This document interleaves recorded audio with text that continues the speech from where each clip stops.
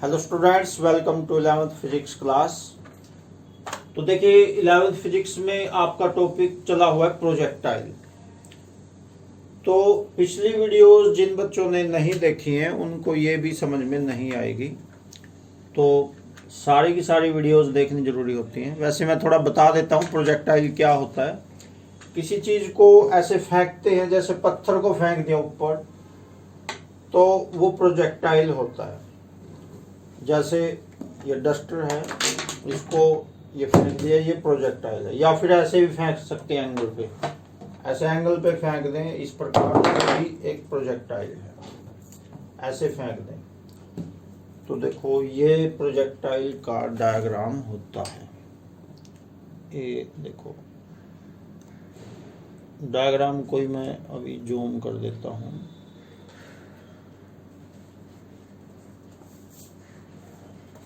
ये प्रोजेक्टाइल का डायग्राम होता है। पत्थर को या कोई भी चीज है उसको ऐसे फेंक दिया, ये एंगल थीटा एंगल पे उसको फेंका है ऐसे, तो वो पहले ऊपर जाएगा। ऊपर जाने में उसकी वेलोसिटी कम होती जाएगी, कम होती जाएगी, कम होती जाएगी। यहाँ पे 0 रुक जाएगा। रुकेगा ये मैक्सिमम हाइट पे, ज़्यादा से ज़्यादा ऊंचाई पे जाके थोड़ी देर ये रुकेगा। उसके बाद वो फिर नीचे आएगा, स्पीड बढ़ेगी उसकी, बढ़ेगी बढ़ेगी बढ़ेगी, और यहाँ पे आके गिरेगा वो। जैसे ये इसमें क्रिकेट का मैच होता है, उसमें थ्रो जो फील्डर फेंकता है बॉलर के पास या विकेट कीपर के पास, तो वो जो थ्रो फेंकता है बॉल का वो प्रोजेक्टाइल ही होता है। या फिर गन से बुलेट निकालते हैं, वो भी प्रोजेक्टाइल होती है। और जो दिवाली पे रॉकेट छुड़ाते हैं वो भी प्रोजेक्टाइल होता है। तो प्रोजेक्टाइल के एग्जाम्पल मांगे तो बहुत सारे एग्जाम्पल्स अपने आप बना के दे सकते हैं। चीज़ें याद करने लायक नहीं होती, अपने आप भी बना के इनको लिख सकते हैं थोड़ा बहुत। तो जैसे ये मैक्सिमम हाइट का एक्सप्रेशन पिछली वीडियो में आपको मैंने करवाया था, तो उसमें मैक्सिमम हाइट के हिसाब से डायग्राम बनाया था हमने। अब है हॉरिजॉन्टल रेंज। हॉरिजॉन्टल रेंज क्या होती है? अब ये इसमें 2 वेलोसिटीज हो गई। अब इसको मैं थोड़ा सा जूम से हटा देता हूँ।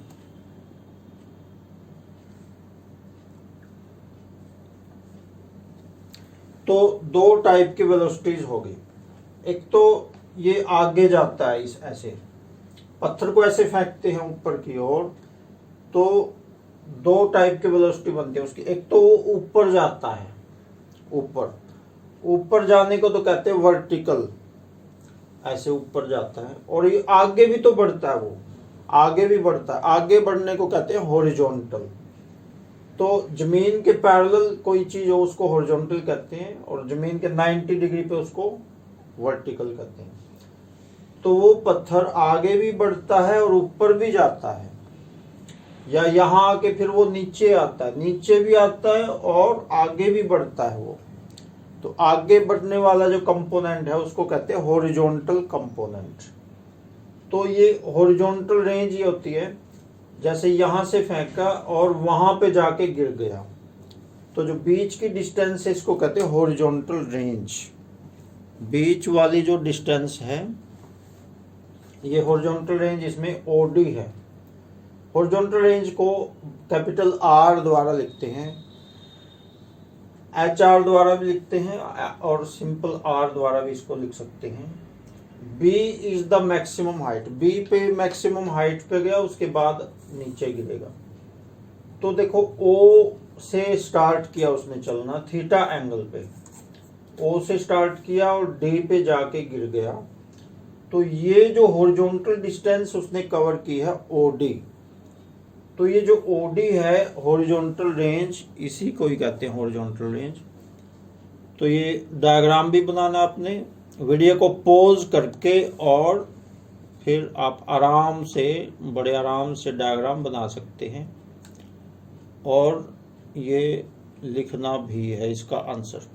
What is horizontal range of A projectile, ये देखो, तो इसका आंसर लिखेंगे the total horizontal distance covered by A projectile, ये वाले total horizontal distance covered by projectile is called horizontal range. बिल्कुल आसान है, मुश्किल कुछ नहीं है इसमें, बिल्कुल आसान है।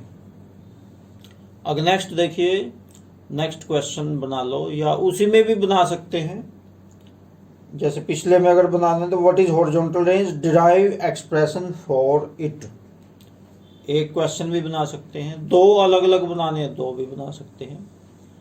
Derive expression for horizontal range of A projectile, तो जैसे मैक्सिमम हाइट के लिए एक्सप्रेशन बनाया था उसी प्रकार से हॉरिजॉन्टल रेंज के लिए भी बनाएंगे।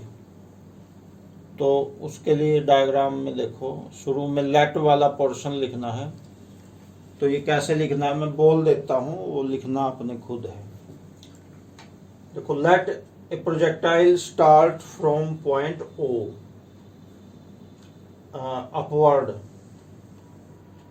and B is the point of maximum height, and after time t, small t लिखना है, after time t it is dropped at point D, and OD is horizontal range of the projectile। तो इतना आपने लिखना है, video को pause करके और फिर आराम से लिख के फिर आगे बढ़ना है। इसके बाद देखो, तीन ये फॉर्मूले आपको बताए हुए हैं। एक तो S is equal to u t plus half a t square, और एक पिछली वीडियो में यूज हुआ था V is equal to u plus a t, और एक V square minus u square is equal to 2AS। इन तीन फॉर्मूलों को पक्का रट लो, ये कभी भी कहीं भी काम आ सकते हैं फिजिक्स में, मैकेनिक्स के मेन फॉर्मूले हैं ये, और ये पिछली वीडियोस में आपको इनको डिराइव करके भी मैंने दिखाया हुआ है। तो अभी इन तीनों में से इस फॉर्मूले का यूज करेंगे, S is equal to u t plus half a t square. अब थोड़ा सा ध्यान से आपने समझना है। तो u है जो इनिशियल वेलोसिटी होता है, जितनी वेलोसिटी से हम उसको फेंकते हैं, शुरुआत की वेलोसिटी को u कहते हैं, और फाइनल वेलोसिटी को v द्वारा लिखते हैं। तो शुरुआत में उसको u वेलोसिटी से फेंका है प्रोजेक्टाइल को। तो अभी हम हॉरिजॉन्टल रेंज निकाल रहे हैं, तो इसका हॉरिजॉन्टल कंपोनेंट लेंगे। हॉरिजॉन्टल कंपोनेंट होता है u cos theta, horizontal component को cos थीटा द्वारा लिखना है। वर्टिकल कंपोनेंट को लिखते हैं sin थीटा द्वारा, ये भी पहले आ चुका है। वर्टिकल कंपोनेंट किसी का भी है उसको लिखते हैं sin थीटा द्वारा, और हॉरिजॉन्टल कंपोनेंट किसी का भी है उसको लिखते हैं cos थीटा द्वारा। तो horizontal component of u is equal to u cos theta, और हॉरिजॉन्टल जो एक्सेलरेशन होता है वो 0 होता है, ये भी ध्यान से समझेंगे। जैसे ऊपर की ओर फेंकते हैं तो वो वर्टिकल एक्सेलरेशन के भी दो कंपोनेंट हो गए, एक तो ऊपर की ओर जाएगी कोई चीज, शुरू में ऊपर की ओर जाएगी तो उसकी वेलोसिटी कम होती है, घटती जाती है, तो उस टाइम एक्सेलरेशन होता है -g। ऊपर जाने में एक्सेलरेशन होता है -g, और यहाँ पे 0 हो जाएगा, घटती जाएगी। जब वेलोसिटी घटती है तो एक्सेलरेशन माइनस में होता है, यहाँ के फिर बढ़ेगी उसकी स्पीड, तो बढ़ने में एक्सेलरेशन प्लस में होता है। यहाँ तक तो एक्सेलरेशन -g, यहाँ के बाद एक्सेलरेशन +g, ग्रेविटेशनल एक्सेलरेशन। लेकिन हॉरिजॉन्टल जब वो चीज आगे भी बढ़ती है और ऊपर भी जाती है, आगे बढ़ने में उसकी स्पीड ना तो बढ़ती है ना घटती है, आगे वो सेम स्पीड से जाती है। ये एक नई चीज आपको सीखने को मिली है। जैसे कि पत्थर को आगे की ओर ऐसे फेंका है, तो ऊपर जाते टाइम तो उसकी स्पीड घटती है, उसके बाद बढ़ती है। लेकिन आगे जो जा रहा है पत्थर, आगे भी तो जा रहा है, वो ऊपर फेंका है तो आगे भी तो जा रहा है वो, आगे जाने में उसकी वेलोसिटी ना बढ़ती है या ना घटती है, ये बात याद रखनी है। तो हॉरिजॉन्टल कंपोनेंट जो एक्सेलरेशन का है वो होगा 0। ये 3 चीजें याद रखनी है आपने। Horizontal component of acceleration is equal to 0। तो ये तो मैंने रफ के लिए लिखा था वैसे, और पिछली वीडियोस में आपको डिटेल में बताया गया था। तो इस वीडियो में नई चीज आपने सीखी है कि एक्सेलरेशन का जो हॉरिजॉन्टल कंपोनेंट 0 होता है, क्योंकि आगे जाने में ना स्पीड उसकी बढ़ती ना घटती, सेम स्पीड से वो चीज आगे बढ़ती है। और टाइम का फॉर्मूला आपको पिछली वीडियो में डिराइव करके बताया था, 2u sin theta upon g, ये टाइम का फॉर्मूला आपको बताया था। अब ये सारी चीजें हम इस मेन फॉर्मूले में पुट कर देंगे, ut plus half at square. s is distance, तो ये डिस्टेंस इसकी जगह तो लिख देंगे r, क्योंकि हॉरिजॉन्टल रेंज को r द्वारा लिखते हैं। ये तो डिस्टेंस है, तो ये तो है r हॉरिजॉन्टल रेंज। u की जगह लिख देंगे u cos थीटा, ध्यान से समझना। u और t के बीच में कोई निशान नहीं है, इसका मतलब ये मल्टीप्लाई है, गुणा में है ये। तो u की जगह लिख देंगे u cos थीटा, और t की जगह ये बीच में मल्टीप्लाई है, u इंटू टी। u की जगह u cos थीटा, t की जगह ये लिख देंगे 2u sin theta, 2u sin theta upon g, ut plus half a t square. A की जगह यहां पे 0 आ गया। टी की जगह फॉर्मूला क्या करेंगे लिख के, क्योंकि हमें पता है 0 तो इसने होना ही मल्टीप्लाई होके। टी की जगह इसलिए फॉर्मूला हमने रखा ही नहीं, ये तो सारा 0 हो गया। बस ये बचा है, ये हॉरिजॉन्टल रेंज का फॉर्मूला आ गया। तो यहां तक नोट कर लो, आगे बोर्ड पे जगह नहीं है तो मैं इसको मिटे के फिर आगे फिर यहाँ पे मैंने करना है। अभी यहां तक आपने नोट कर लेना है, बोर्ड में आगे जगह खत्म हो गई। तो बचा हुआ इसका पार्ट फिर मैं मिटे के यहाँ पे करूंगा।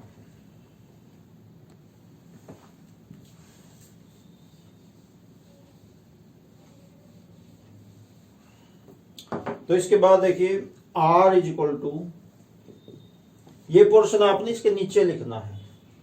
अब देखो u इंटू यू तो u स्क्वायर हो जाएगा, और ये 2 यूं का यूं है, 2u स्क्वायर। इस 2 को अलग से रखेंगे, पीछे रखेंगे इसको, u स्क्वायर इंटू 2। अब कई सोच रहे हैं आगे लिख लिया, अब मल्टीप्लाई में चाहे पीछे लिख लो, बात तो एक ही है। बात तो एक ही है, लेकिन पीछे लिखेंगे, क्यों लिखेंगे अभी पता चलेगा आपको थोड़ी देर में। u को u से मल्टीप्लाई किया, हो गया u स्क्वायर। u स्क्वायर ध्यान से देखना है, थोड़ा सा नीचे लिख देता हूं, आपको साफ दिखाई दे जाएगा। u स्क्वायर इंटू 2 यूं का, sine theta cos theta, 2 sine theta cos theta upon g. ये लाइन मेन है, वो तो 0 के साथ मल्टीप्लाई हो गया, वो तो 0 हो गया सारा का सारा। तो देखो क्या बचा, u into you square into 2 sine theta cos theta. जो ऊपर वाले हैं सारे यहां आ गए, नीचे जी ये वाला यूं का यूं। अब ये जो 2 साइन थीटा कोस थीटा होता है, इसका फॉर्मूला होता है sine 2 theta. 2 sine theta cos theta is equal to sine 2 theta, इसका फॉर्मूला होता है। ये मैथ में आप पढ़ोगे 11वीं क्लास में, 10th तक नहीं आता है फॉर्मूला। ये फॉर्मूला नया है अभी आपके लिए, 11वीं क्लास के मैथ में ये आप पढ़ोगे। तो ये 2 साइन थीटा कोस, इसीलिए मैंने 2 को पीछे लिखा था। अब आपको पता लग गया होगा, क्योंकि यहां लिखेंगे तो ये फॉर्मूला लगता है। तो 2 साइन थीटा कोस थीटा, इसके लिए साइन 2 थीटा। तो horizontal range R is equal to, ये आ गया u square into sine 2 theta upon g. ये तैयार है आपका फॉर्मूला हॉरिजॉन्टल रेंज का। इतनी मैक्सिमम डिस्टेंस पे जाएगा तो जी तो फिक्स होता है 9.81 मीटर पर सेकंड स्क्वायर, जी तो यही होता है। यू यानी शुरुआत में कितनी वेलोसिटी से फेंका, ये यू होता है, और कितने एंगल पे फेंका है।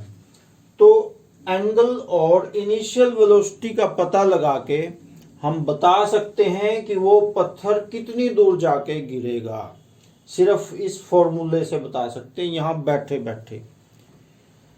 जरूरत ही नहीं कि वो मापने की कितनी दूर जाके गिरा, सिर्फ इस फॉर्मूले से बता सकते हैं। तो बड़े अजीब सिस्टम है इस फॉर्मूले का।